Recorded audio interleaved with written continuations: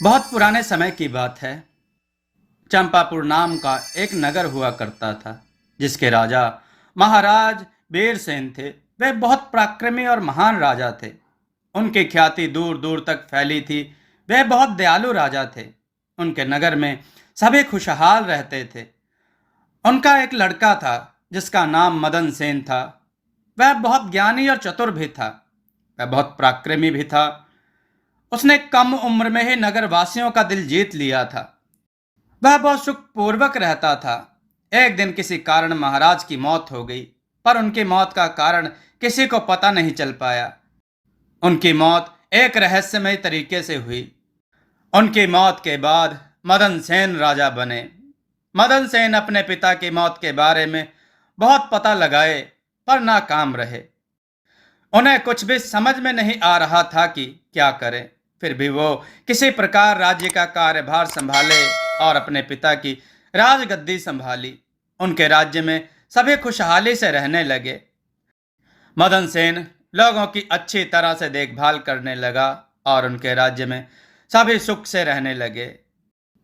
राज्य के परंपराओं के अनुसार एक दिन महाराज और उनके राज्य के 10 सैनिक शिकार के लिए जंगल में गए। जंगल पहुंच के देखे तो जंगल बहुत घना था। मदन सेन पहली बार शिकार करने के लिए जंगल में आए थे। उन्हें असहज महसूस हो रहा था, परंतु सैनिकों को साथ लेकर इधर उधर देखते हुए जंगल में काफी अंदर जा पहुंचे, परंतु उन्हें कोई जानवर दिखाई नहीं दे रहा था।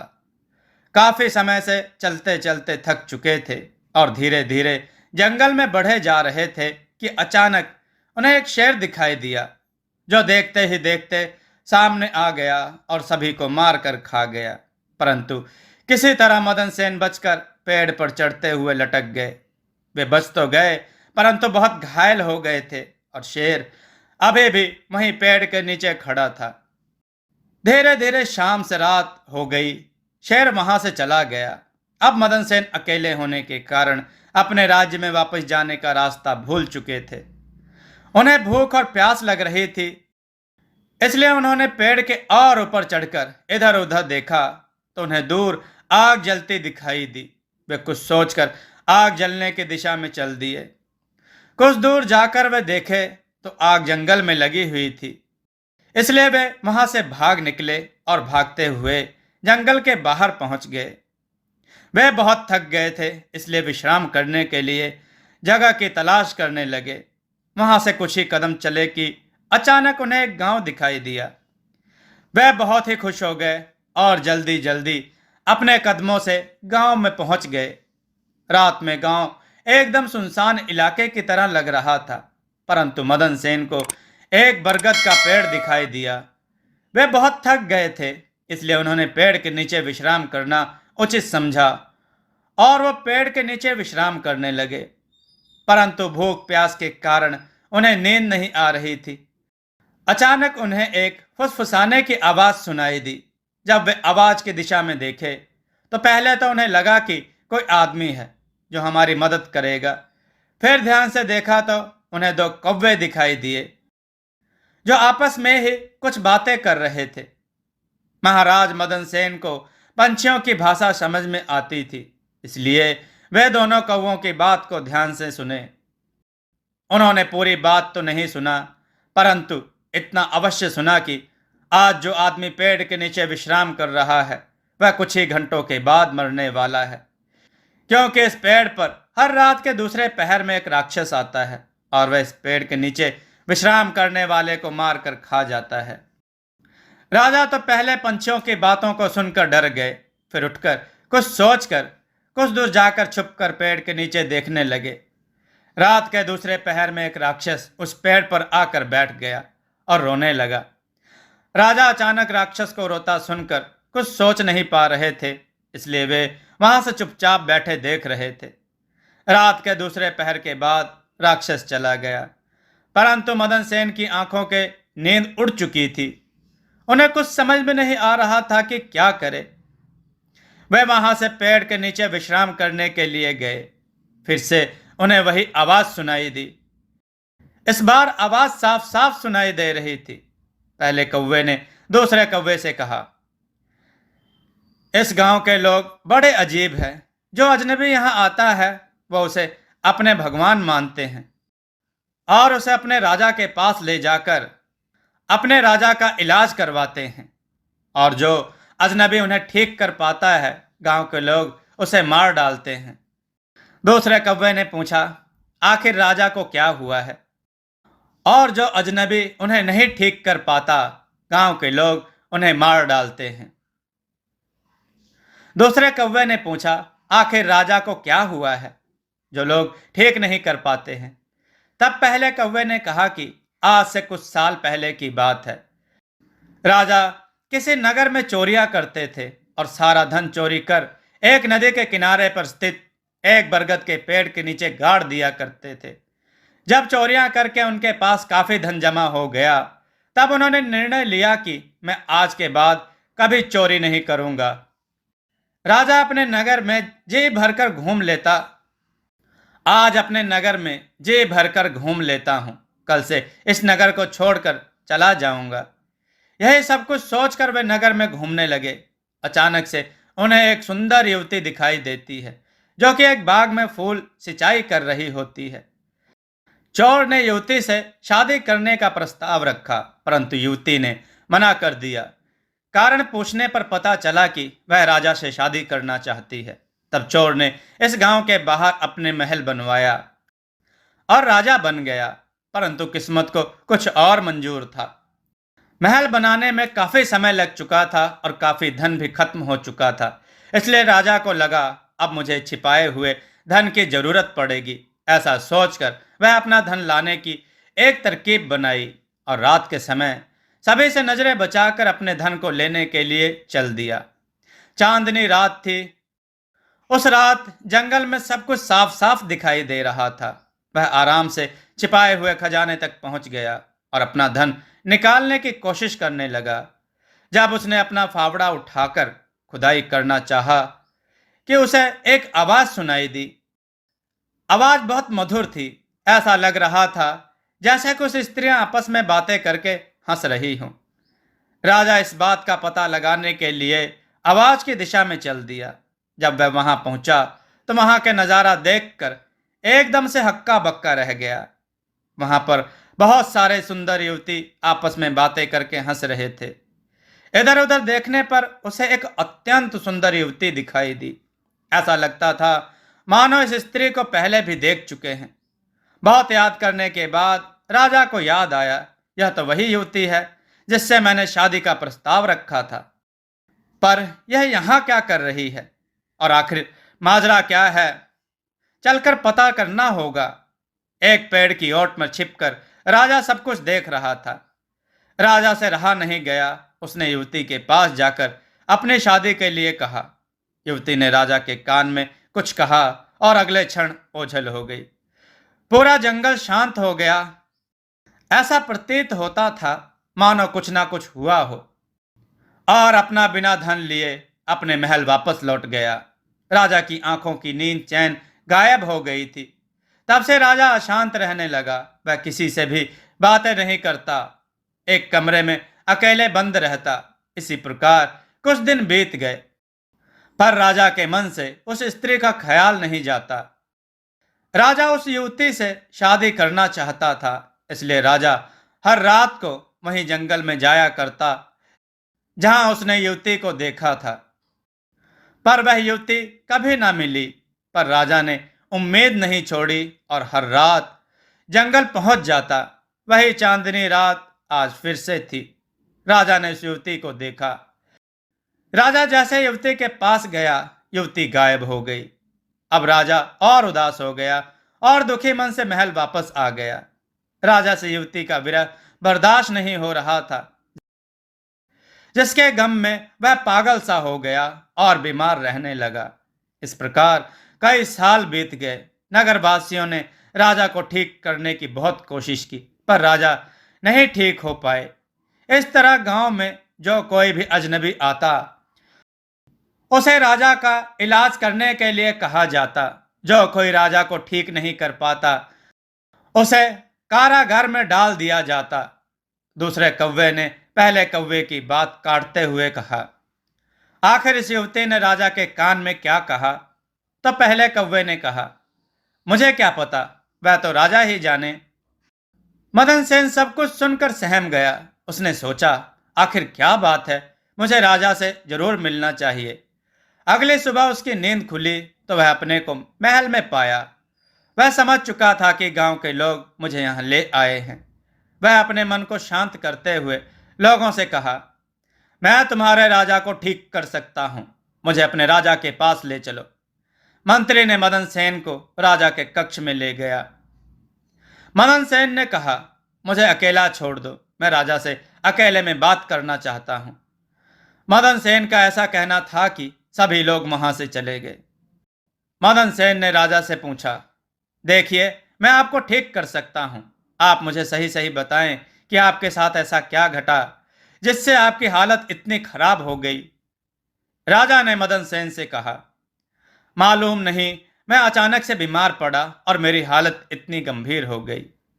मदन सेन ने राजा को दिलासा देते हुए कहा, देखिए, आप मुझसे कुछ मत छुपाएं, आप अपनी सारी बात बताएं, आखिर बात क्या है और आप इतने गंभीर रूप से बीमार कैसे पड़े। तब राजा ने मदन सेन को अपने मन की बात बताते हुए कहा, देखो युवक, तुम जो कोई भी हो, मैं तुम्हें हकीकत बता रहा हूं। आज से बहुत साल पहले की बात है। मुझे एक युवती से प्रेम हो गया। मैं उससे शादी करना चाहता था, पर उसने मुझसे शादी करने के लिए एक शर्त रखी और मुझे कहा, तुम मुझे सुनहरे फल लाकर दोगे तो मैं तुमसे शादी करूंगी। अब मैं सुनहरा फल कहां से लाऊं, यही सोचकर मेरी तबीयत इतनी खराब हो गई। मदन सेन ने राजा से कहा, आप चिंता मत करें राजन, मैं आपको सुनहरा फल लाकर दूंगा। आप मुझे आज्ञा दें कि मैं सुनहरा फल लाने में कामयाब हो जाऊं। राजा से आज्ञा लेकर मदन सेन सुनहरे फल की तलाश में चल दिया। चलते चलते शाम हो गई। राजा एक नदी के तट पर पहुंच गया। राजा थके होने के कारण एक पेड़ के नीचे सो गए। उन्हें गहरी नींद आ गई। जब मदन सेन की नींद खुली तब काफी रात हो चुकी थी। मदन सेन को कुछ समझ में नहीं आ रहा था कि अब क्या करे, कहाँ जाए। उसे भूख भी लग रही थी। वह कुछ सोचकर वहां से खड़ा हो गया और चल दिया। कुछ दूर जाने पर उसे कुटिया दिखाई दी। कुटिया जंगल के बीचों बीच थी। उसने सोचा, मुझे यहाँ पर जरूर कुछ खाने को मिलेगा। ऐसा सोचकर वह कुटिया के बाहर से आवाज लगाया। भीतर से बुढ़िया बाहर निकली और बोली, कौन है बेटा, और तुम कितने सुनसान जंगल में अकेले क्या कर रहे हो? मदन सेन ने कहा, देखिए, मैं एक राहगीर हूं और मैं भोजन की तलाश में आपकी कुटिया पर आ पहुंचा हूं। अगर आप मुझे कुछ खाने को दें तो आपकी बहुत कृपा होगी। बुढ़िया को उस पर दया आ गई। उसे अपनी बेटी की याद आ गई। उसने उन्हें भीतर बुलाया, उसे जी भरकर भोजन कराया। मदन सेन भोजन करने के बाद बुढ़िया से पूछा, अम्मा, इस जंगल में आप अकेले रहती हैं? बुढ़िया ने बताया, नहीं बेटा, आज से कुछ समय पहले की बात है। यहाँ मैं और मेरी बेटी एक साथ रहा करते थे। हमारी जिंदगी हंसी खुशी बीत रही थी, पर मेरी बेटी पर एक शैतान की बुरी नजर पड़ गई। वह शैतान उससे शादी करना चाहता था। एक दिन उसे नदी पर अकेला देखकर ले गया। अब पता नहीं मेरी बेटी का हाल क्या है। मुझे अपनी बेटी से मिलने का बहुत मन करता है। यहाँ मुझे अकेले रहते हुए कई साल बीत गए हैं, पर मुझे कोई खबर नहीं मिली। मैं अपनी बेटी को खोजने की बहुत कोशिश की, पर असफल रही मैं। बुढ़िया की दर्द भरी दास्तां सुनकर मदन सेन ने कहा, देखो अम्मा, आप चिंता मत करो, मैं आपकी पुत्री को आपसे जरूर मिलाऊंगा। और मदन सेन बुढ़िया को आराम करने के लिए कहा और खुद विश्राम करने लगा। किसी प्रकार मदन सेन की रात कटी। मदन सेन को बेचारी बुढ़िया पर तरस आ रहा था। उसे रह रहकर बुढ़िया के प्रति चिंता हो रही थी। उसने अपने आप को समझाते हुए कहा, मैं बुढ़िया को उसकी पुत्री से जरूर मिलाऊंगा। और अपने मन को दिलासा दिलाते हुए मदन सेन विश्राम करने लगा। सवेरा हो गया। मदन सेन की आंख खुली। मदन सेन कुटिया से बाहर निकला और बुढ़िया से आशीर्वाद लेकर अपने सफर पर जाने लगा। बुढ़िया ने मदन सेन को रोकते हुए बोला, बेटा, तुम मेरी बेटी को पहचानोगे कैसे? मेरी मानो तो तुम इस सफर में मुझे भी अपने साथ ले लो। मदन सेन बुढ़िया को मना किया, माँ जी, रास्ता बहुत कठिन है, आप कैसे जा सकते हैं? बुढ़िया ने मदन सेन को मना लिया और साथ चलने के लिए राजी कर लिया। इस प्रकार मदन सेन और बुढ़िया साथ साथ चल दिए। सुनसान राहों पर अकेले चलते हुए उन दोनों को असहज महसूस हो रहा था। अतः बुढ़िया ने मदन सेन से कहा, मैं तुम्हें एक कहानी सुनाती हूं जिससे हम अपने सफर को आराम से तय कर सके। मदन सेन भी मान गया। उसे बुढ़िया की बात जच गई और बुढ़िया से कहा, अम्मा, आप एक ऐसी कहानी सुनाओ जिससे हम लोगों का सफर आनंदमय हो। तब बुढ़िया ने कहा, बहुत समय पहले की बात है। एक नगर में एक शिकारी रहता था। वह बहुत गरीब था।